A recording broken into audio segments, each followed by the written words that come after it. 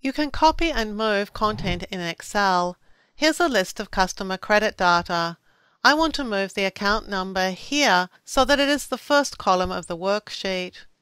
Now, Excel is not particularly friendly when it comes to moving data. You might expect it to make room for the data when you move it, but it doesn't do so unless you ask for this to be the case. Instead, you need to plan ahead and insert a column where you want the pasted data to be entered before you can move it without destroying data in the process. I'm going to click on column A and choose to insert a new column immediately to its left. This gives me a column into which I can move this account number data. To do this, I'll select the account number data and click the Cut button. And then I'll click in the top left cell where I want the data to be moved to. Excel knows that the selection was this shape, and so it'll paste it into an area that's exactly the same shape. All I need to do is to click in the topmost cell so it knows where to start the pasting process, and I'll click Paste. To finish off, I'll select this column, which is now no longer needed, and delete it. Now, there is a quicker way to do this if you want to remember some shortcut keys. Let's just undo exactly what we did. To get rid of the marching ants, I'll press the Escape key. This time, if I can remember some shortcut keys, I can do the move all in one step. I'll select over the account number data that I want to move, and I'll drag on the left-hand border and drag it across column A.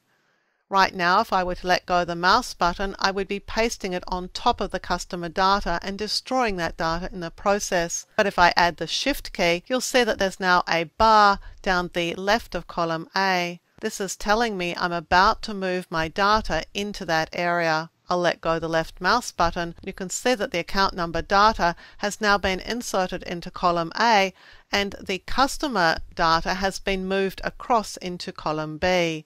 We haven't needed to add or delete any columns to do this. It's also possible to copy data using a similar keyboard shortcut.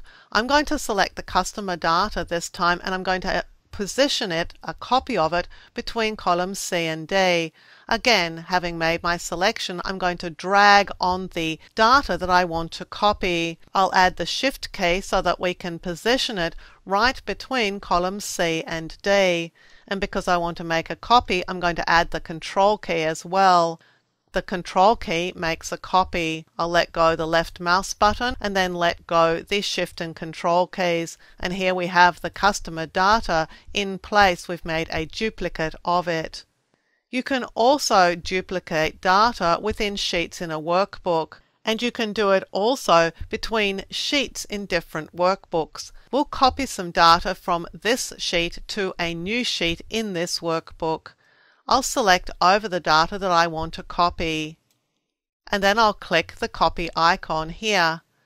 And now I'll go and create a brand new sheet to copy the data into.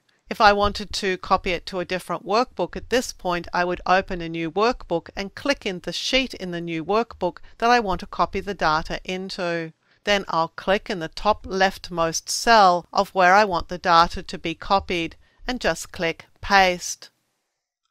Pasting pastes the data and the formatting, but right now it hasn't pasted the column widths. New to Excel 2013 is the ability to paste column widths. Instead of just clicking Paste, I'll click the Paste drop-down list and select this option, Keep Source Column Widths, and click it. This time I keep the source data column widths as well as copying all the data.